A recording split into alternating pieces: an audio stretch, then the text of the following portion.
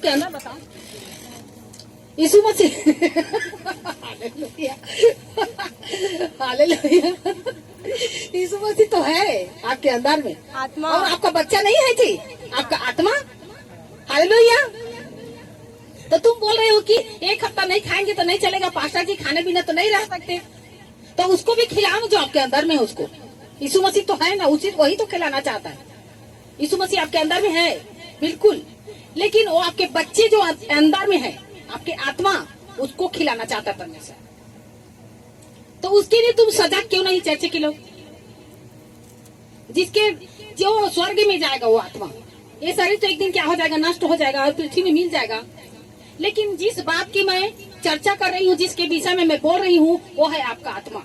सब बोलो आत्मा जी, सब बोलो आत्मा। और परमेश्वर क्या है? आत्मा। बाइबिल बताती परमेश्वर आत्मा है। बोलो परमेश्वर आत्मा है। स्वर्गदूत भी क्या है? आत्मा है। हालेलुया। स्वर्गदूत भी क्या है? आत्मा है। और आपके अंदर भी क्या है?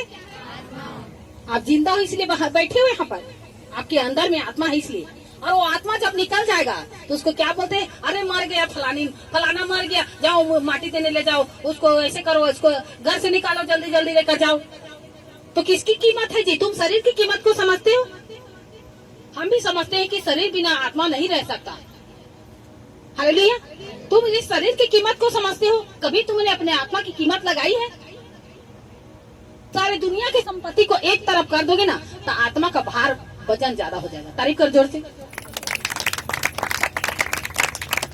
और परमेश्वर ने आपको वो चीज दिया है जो कोई दुनिया में नहीं दे सकता आपको। क्यों तुम नहीं समझते कि सारी दुनिया का संपत्ति एक तरफ और तुम्हारे एक आत्मा का कीमत एक तरफ है? हालेलुया। उसके लिए तुम क्यों जागृत नहीं हो? इसी को मैं पूछना चाहती हूँ चर्च के लोगों को। हालेलुया। बताओ, कोई जवाब है आपके लिए? तुम अपने आत्मा के लिए क्यों इतने लापरवाही हो? लोगों को देखने से मुझे इतना दुख लगता है। लोग प्रार्थना में कोई इंटरेस्ट नहीं, वचन में कोई सेंट नहीं, आत्मिक जीवन के लिए कोई उन लोगों को कोई प्रेम नहीं। हालेलुया। इतने लापरवाह हम बिल्कुल लापरवाह नहीं हो सकते आत्मिक जीवन के प्रति। हम एक बिल्कुल भी जरा से हम लापरवाही नहीं कर सकते अपने आत्मिक लाइफ के लिए, क्योंकि जानते हो उस आत्मा के साथ ही न्याय किया जाएगा। क्या किया जाएगा? बोलो ना जी। तो तुम्हारे आत्मा के लिए मुझे न्याय में नहीं जाना पड़ेगा, तुम्हारे लिए तुमको खुद जाना पड़ेगा न्याय के इस स्थान में। हालेलुया। अब बोलेगा कि पास्टर जो है घंटों घंटा तुम्हारे सिर पर डंडा मारता था, तो तब तुम्हें समझ क्यों नहीं आई? हालेलुया। डंडा वचन से बढ़ के डंडा और कुछ है जी? वचन परमेश्वर रात दिन तुम लोगों को पास्टर के द्वारा दे रहा है। परमेश्वर वचन, ये वचन, वो वचन, ऐसे सुनो, वो वचन सुनो, रात दिन घंटों घंटा डंडा पीट रहा है। परमेश्वर का वचन कहता है कि वचन दो धारी तलवार है। हालेलुया।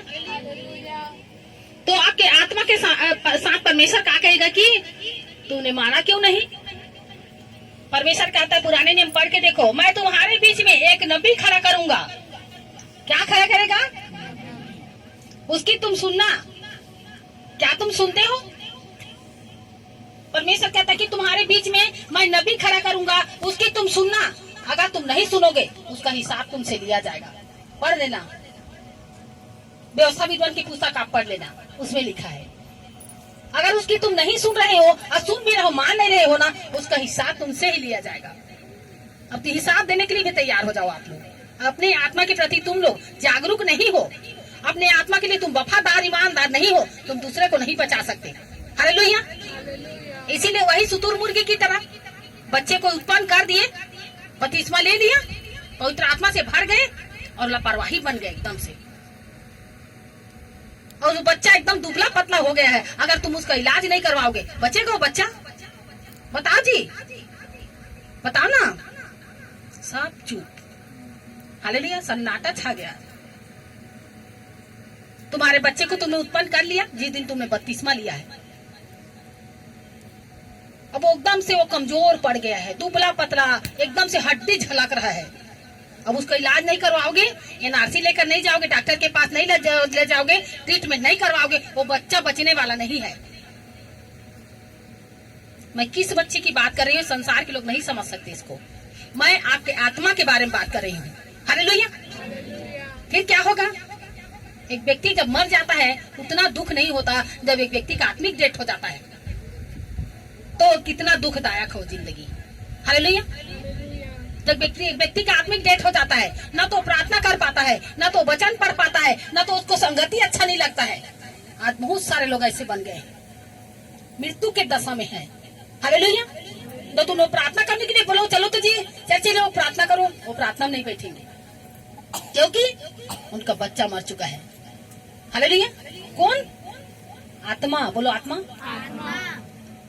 परमेश्वर कहता है कि परमेश्वर आत्मा है।